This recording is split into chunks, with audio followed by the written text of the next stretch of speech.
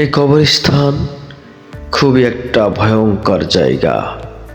এখানে কেউ কারো সাথী হবে না। যদি আল্লাহ এবং আল্লাহ রসুলের বিধান মোতাবেক দুনিয়ায় চলাফেরা করি তাহলে এই জায়গা তার জন্যে শান্তিময়।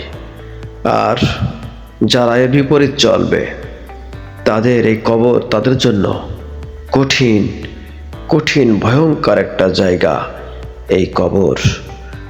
যে একটা কথা আমাদের সবার মনে রাখতে হবে, এই যে কবরটা, এই কবরটা আমাদের একদিন এখানে আসতে হবে। এখানে না আসার কোনো ছাড় নেই। সবাইকে আসতে হবে, তাই আমরা নামাজ পড়বো, রোজা করবো, ভালো পথে থাকবো, সত্যতে থাকবো, খারাপ কোনো কাজ করবো না। এইটা আমাদের ইচ্ছা, আমাদের সবার ই করতে হবে। মৃত্যুর পরে সবচেয়ে ভয়ঙ্কর জায়গা।